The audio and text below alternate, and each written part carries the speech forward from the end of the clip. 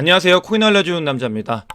블랙록의 이더리움 현물 ETF 승인 신청 소식이 전해지면서 이더리움과 관련되어 있는 코인들이 급등을 했습니다. 의미하는 게 무엇이고 앞으로 코인 시장에 어떤 영향을 줄지에 대해서 이야기를 해보고 알갓이 평생 일 안 해도 되는 마지막 기회가 오고 있다라고 이야기를 하고 있습니다. 그 내용이 무엇인지 살펴보도록 하겠습니다. 어제 이제 블랙록에서 이더리움 현물 ETF 승인을 하기 위해서 이제 법인을 설립을 하고 신청을 했다. 이 소식이 전해지면서 이더리움 가격이 급등을 한 모습을 확인할 수 있습니다. 여기서 블랙록은 이 코인 시장에 비트코인 현물 ETF 신청도 그렇고 완전히 본인들이 이제 점령을 하기 위해서 준비를 했다. 그 준비가 끝나가고 있다라는 거를 이제는 세상에 계속 드러내고 있는 상황이라고 보시면 되겠습니다. 블랙록이 운영하고 있는 돈이 워낙 크고 또 영향력이 큰 전통 금융권 회사인데 이 코인판에 진지하고 엄청난 관심이 있다라는 거는 이런 부분들로 확인을 할 수 있고요. 블랙록은 비트코인 현물 ETF도 내년 1월 전에 승인이 될 거라고 이제 움직이고 있습니다. 이런 모습들이 이더리움 현물 ETF 승인 신청에도 영향을 미쳤고 궤가 같다.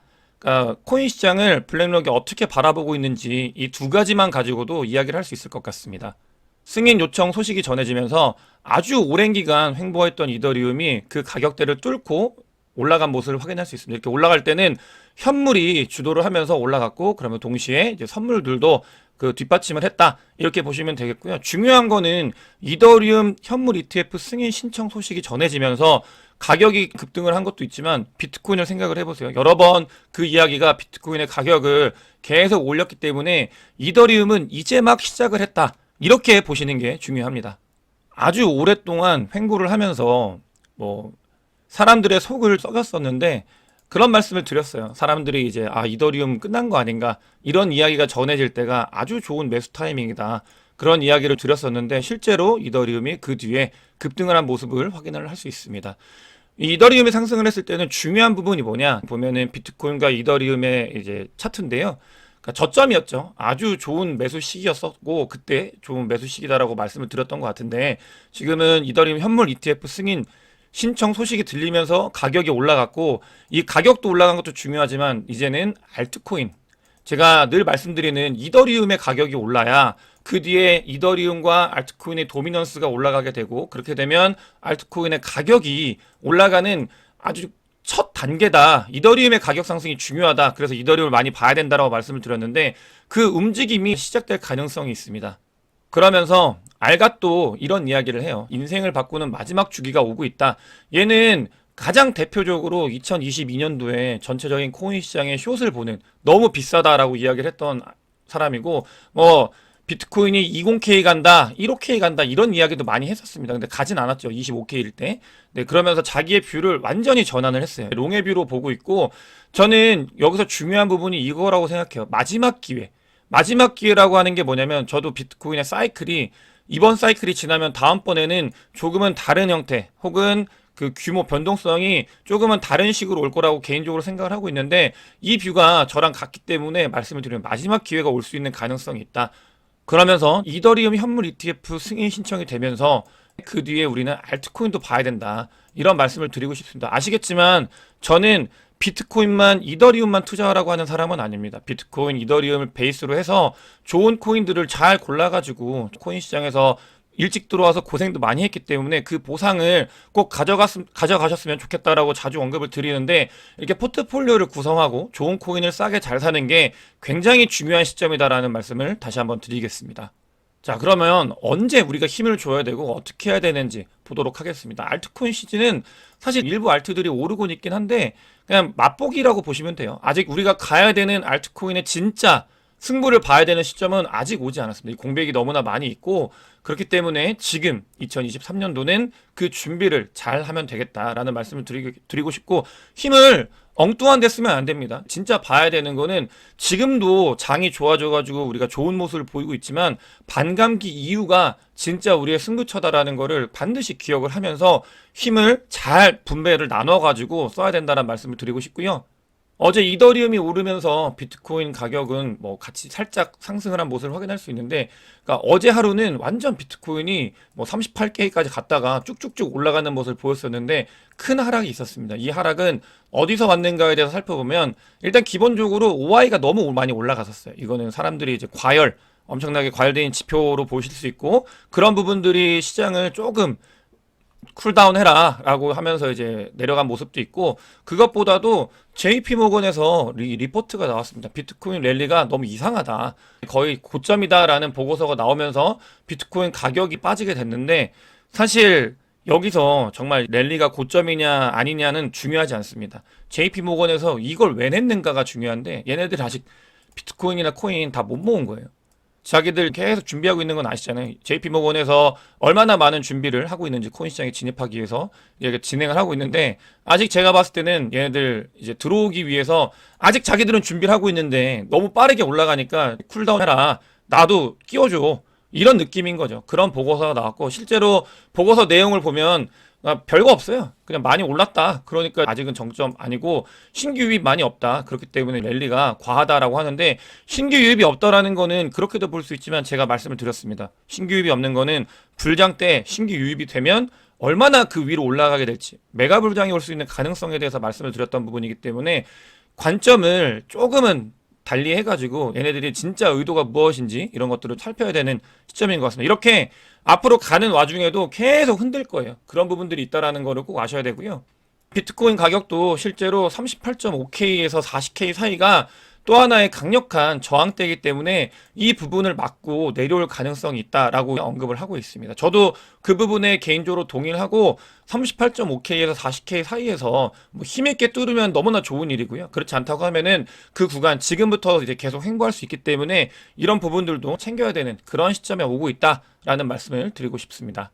그런 와중에 모르게 미국에서 엄청난 일이 있었습니다. 시카고 선물 거래소에 있는 선물 거래가 바이낸스의 선물 거래를 드디어 뛰어넘었습니다. 이 말은 미국에 있는 기관 투자자, 미국에 있는 투자자들이 코인 시장에 진입을 하고 있다는 증거와 같고, 어제 코인베이스 프리미엄, 그 다음에 코인베이스의 현물 매수세 말씀을 드렸어요. 그런 움직임들을 말씀을 드렸는데, 그러니까 그리고 미국 기관 엄청나게 빠르게 먼저 선 진입을 하고 있다, 이런 것들을 지표로 해석을 할 수 있습니다. 그렇기 때문에 앞으로 뭐 비트코인이나 코인 시장이 횡보를 하더라도, 이 시장은 미국에서 주도를 할 거고, 그 다음에 사람들이 많이 들어올 가능성이 있다, 이런 것들을 믿고 가시면 되겠습니다. 너무나 증거들이 명확하게 나타나고 있는 상황이기 때문에 걱정할 필요가 없을 것 같습니다. 실제로 보시게 되면은 비트코인 가격 같은 경우는 누군가가 계속해서 매수하고 있는 모습을 확인할 수 있습니다. 이거는 비트코인이 가격이 오르든 내리든 계속 일정량을, 그러니까 정해진 시간에 동시에 매수를 하고 있어요. 저는 개인적으로 이 부분이, 그러니까 기관이 매수할 때 보통 이런 패턴을 보이거든요. 네, 뭐 그게 꼭 이게 기관이다라는 증거는 없지만, 정해진 시간에 정해진 수량만큼 정해진 양을 일정하게 산다, 이런 것들은 기관이 이제 사고 있다라는 거를 의미를 하고 있고, 최근에 장에서 얼마나 많이 비트코인을 확보하려고 하는지 이 지표들이 보이고 있는 상황이다라는 걸 알 수 있습니다. 그러면서 비트코인 현물 ETF 승인 신청 뭐 오고 소식들이 이제 곧 될 거다라는 이야기가 전해지면서 과열이 되고 있는데, 저는 그런 부분들을 말씀을 드리고 싶어요. 전체적으로는 가야 되는 방향 너무나 명확하고 이제 확실하지만, 단기적으로 봤을 때 승인이 되고 나서 실제로 반영이 되는 건 몇 달이 걸린다고 해요. 이런 말은 뭐냐면, 승인 신청 때 이제 막 분위기 타가지고 오르다가 하락을 하고 그 뒤에 이제 상승을 할 수 있다. 이게 별로 의미가 없긴 하지만, 그래도 그런 움직임이 있을 수 있기 때문에 준비를 해야 되고, 심리적으로라도 빠질 수 있지 당연히, 이렇게 생각을 하면서 더 길게 봐야 된다, 이런 말씀을 드리고 싶고, 실제로 이제 이분도 그 얘기를 해요. ETF가 신청이 되면은 출시까지 몇 달이 더 걸릴 가능성이 있다, 이렇게 이야기를 하고 있습니다. 중요한 국제 경제 지표에 대해서 말씀을 드리겠습니다. 이 부분이 왜 중요하냐? 중국 같은 경우는 디플레이션을 걱정을 하는 그런 시대에 접어들고 있습니다. 그러니까 인플레이션이 아니라 디스인플레이션도 아니고요, 디플레이션을 걱정을 하고 있습니다. 그렇기 때문에 이걸 하기 위해서 뭘 해야 되죠?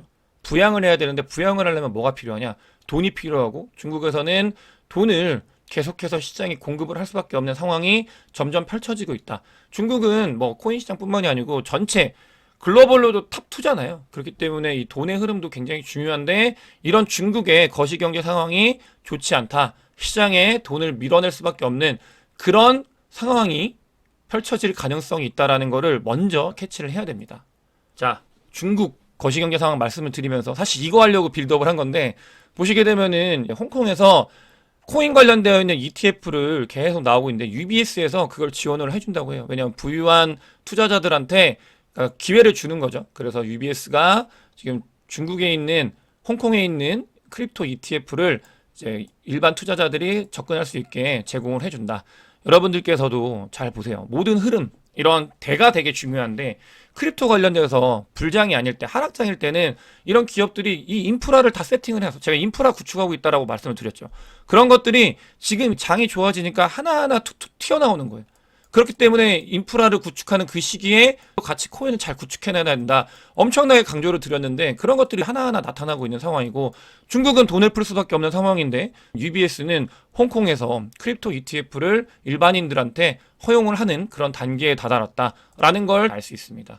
또 미국이 30년물 채권을 이번에 했는데 반밖에 못 팔았대요. 그러면서 이제 채권 시장에 요동쳤고 그러면서 뭐 파월이 연준 의장이 이야기를 하면서 나스닥이나 미국 장이 좋지 않았는데 이런 부분들 이제 뭔가 다가오고 있다라는 느낌이 너무나 많이 들고 있습니다. 거시경제 상황은 반드시 살펴야 된다고 말씀을 드렸고 중국, 미국 모두 특정 방향으로 흘러갈 수밖에 없는 그런 상황으로 점점 진행이 되고 있다라는 말씀을 드리고 싶고 그렇기 때문에 저는 이런 뭐 심리 차트긴 한데요.